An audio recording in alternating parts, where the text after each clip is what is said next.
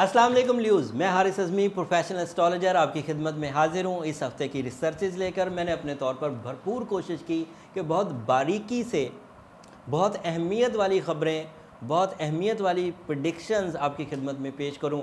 पहली वो बड़ी प्रेडिक्शन जिसमें आप दूसरे दर्जे के ताकतवर तरीन सितारे हैं जो यूरेनस से फ़ायदा उठा रहे हैं, क्योंकि यूरेनस आपके यहाँ 7 साल के लिए कैरियर सेक्टर को सपोर्ट कर रहा है। So your opportunity of career, आपकी ज़िंदगी में ज़रिया माश के मौक़े अगले 7 साल तक stable, smooth, growing and reliable अंदाज से चलते रहेंगे। इससे आप भरपूर फ़ायदा उठा सकते हैं माली हालात का, कैरियर का, जॉब्स का, मल्टीटास्किंग का, ख्वाहिशात की तकमील का एंड अपना विरसा क्रिएट कर सकते हैं अगली नस्ल में। ये सब कर सकते हैं, बट इसके लिए अपने प्लान्स को, अपनी स्किल्स को रेडी रखिए। जैसे ही मौका मिले, जिस तरह का भी मौका मिले, चाहे पहले आपने उस तरह के काम किए हों या ना किए हों, उस मौके को कैश करने की कोशिश ज़रूर करिए। चाहे छोटे पैमाने पर करें, चाहे बड़े पैमाने पर करें। ये एक बड़ी खबर थी। मार्स अपना घर बदल चुका है, 10वें घर से निकल आया है, 11वें घर में दाखिल हो चुका है। पिछले हफ्ते के इख्तिताम पर हुआ था। इस हफ्ते ज़्यादा मैच्योर हो जाएगा। इसकी मैच्योरिटी की वजह से 11th हाउस की खुशियाँ आपको मिलेंगी। It is a star of force, it is a star of क्या कह सकते हैं, इमोशंस, जज्बात में हिजान पैदा करेगा, ताकत पैदा करेगा। पॉजिटिव हद तक हिजान रहे, पॉजिटिव हद तक ताकत रहे तो अच्छी बात है, बट ज़रूरत से ज़्यादा जज्बाती होंगे तो प्रॉब्लम होगी। है भी ख्वाहिशात के घर में, और क्राइम को भी ये डिफ़ाइन करता है। यही सितारा क्राइम रेशो को बढ़ाता है। 11th हाउस में ख्वाहिशात को पूरी करने के लिए शॉर्टकट्स मत ढूंढिए, रॉन्ग पाथ इख्तियार मत करिए, गैर कानूनी लेवल्स को इख्तियार मत करिए। वैसे तो कभी भी नहीं करना चाहिए, लेकिन इस सीज़न में ज़्यादा कोशिश करें कि अपनी ख्वाहिश को कंट्रोल करिए अपनी इज़्ज़त बचाने के लिए, और अपने आप को एक स्ट्रेट पाथ पे रखने के लिए। जिग जैग में नहीं चलिए। मरकरी की रेट्रोग्रेशन 28 को ख़त्म हो जाएगी, रहेगा फिर भी हालत कमज़ोरी में। 17 अप्रैल को जाके बिल्कुल रिड्यूस हो जाएगा। जब मरकरी कमज़ोर हालत में रहेगा तो वो शिद्दत जो आपके जहन को उलझा रही थी, वो शिद्दत जिसकी वजह से आपको फ़ैसले लेने में प्रॉब्लम्स हो रही थी, वो बहुत हद तक रिकवर हो जाएंगी। और क्योंकि मरकरी रिश्तों पर भी बुराई डाल रहा था, रिश्तों पर भी कमज़ोरी के इम्पैक्ट आ रहे थे, तो वो भी रिकवर हो जाएंगे। उसके अलावा क्योंकि जहन खुलेगा तो क़ुव्वत हाफ़ज़ा भी बुलंद होगी। क्योंकि जहन खुलेगा तो मुस्तकिल मिजाजी या कंसंट्रेशन में भी इजाफ़ा होगा। क्योंकि जहन खुलेगा तो उकताहट का भी खात्मा हो जाएगा।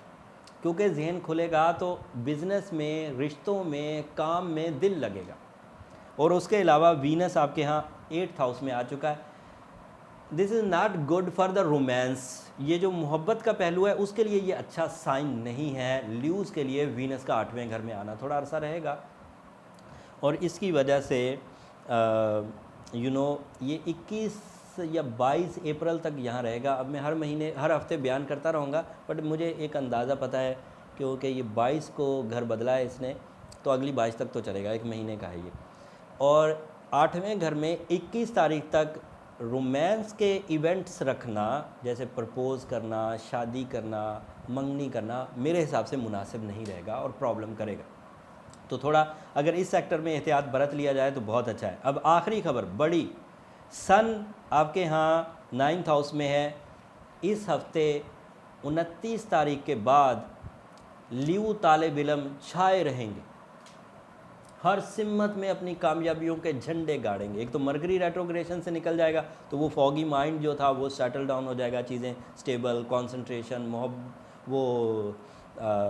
क़ुव्वत हाफ़ज़ा, ये सब ओके हो जाएगा। दूसरा, सन आपके 9th हाउस में हो गया है तो सीखने और सिखाने का अमल बहुत ताकतवर हो जाएगा। हालात की कशीदगी कम होने लगेगी। प्लान्स परफेक्ट हालत में सक्सेस को टच करेंगे, और उसके अलावा किसी हद तक मूड स्विंग्स में भी कमी आ जाएगी। लेकिन वीनस की कमज़ोरी अभी भी आपको घेरे हुए, ऐसी उल्टी सीधी चीज़ें हैं तो अक्सर ही आती रहेंगी। 4 सितारे अच्छे होंगे तो 2 उलझ जाएंगे। हर दफ़ा इन चक्करों में कितना टाइम आप वेस्ट करेंगे, कितनी कुर्बानियाँ देंगे। मशवरा मेरा ये रहेगा कि आप अपना बर्थ स्टोन पहन के ये जो थोड़ी नेगेटिविटीज़ आती हैं और उसको में इसे बैलेंस कर लिया जाए। और बेहतरीन स्टोन है आपके लिए रूबी, 8 कैरेट का काफ़ी रहेगा। सफ़ेद कलर आपका लकी कलर है, इतवार आपका लकी दिन है, 1 डिजिट आपका लकी डिजिट है। इन सब चीज़ों को अगर मद्देनज़र रखेंगे तो लक को ज़्यादा से ज़्यादा कैश कर सकेंगे, रिवॉर्ड्स को ज़्यादा से ज़्यादा ग्रैब कर सकेंगे, आसानियाँ हासिल कर सकेंगे। एंड ये किताबी बातें नहीं थी, जिनमें जितनी बातें बहुत तेज़ी से बोली हैं, सिर्फ वीडियो को शॉर्ट करने के लिए बोली, नहीं तो इन्हें एलेबोरेट करना चाहूँ तो 1 घंटे की ये वीडियो बन सकती। ये सब तजर्बात पर मबनी बातें हैं जो मैं हर रोज़ कई 100 लोगों से मिलता हूँ, कई लोगों से बात करता हूँ, कई दुनिया के कई ख़ित्तों से उनकी कॉल्स आती हैं, तो उन सब की नेचर को रीड करने का मुझे मौका मिल जाता है। और उन नेचर्स को रीड करने के मौके से जब मैं एस्ट्रोलॉजिकल कवानीन को मिलाता हूँ तो वो एक रिसर्च वर्क बन जाता है, और वो रिसर्च वर्क हर हफ्ते आपकी खिदमत में ला के पेश करता हूँ कि आप इससे फ़ायदा उठा लें। जब आप इससे फ़ायदा उठा रहे हों तो मुझे अपनी दुआओं में ज़रूर याद रखिए। एक आखिरी बात, मैंने ह्यूमन नेचर पर एक वीडियो बनाई है, ये लाइफ पार्टनरशिप डिसीजंस के लिए, कंपैटिबिलिटी, लव डिसीजंस, कौन से स्टार किन स्टार्स के साथ बड़े अच्छे या बड़े कंप्लीट पेयर्स बनते हैं। तो शादीशुदा लोगों के लिए भी देखने के लिए उसमें बहुत कुछ मटेरियल है। एंड गैर शादीशुदा लोग जो अपनी ज़ात में अभी लाइफ पार्टनरशिप के डिसीजन के लिए उलझे हुए हैं या उन्हें इसकी नॉलेज नहीं है, उसके लिए भी वीडियो बहुत अच्छी है। उसका लिंक मैं नीचे डिस्क्रिप्शन में दे दूँगा, आप उसको ज़रूर देखिएगा, इंशाल्लाह उससे भी आपको इस्तिफ़ादा हासिल होगा। अगले हफ्ते तक के लिए इजाज़त दीजिए। ल्यूज़ अगले हफ्ते इससे भी अच्छी खबरों के साथ आपकी खिदमत में हाज़िर होंगे। तब तक के लिए इजाज़त, अल्लाह ने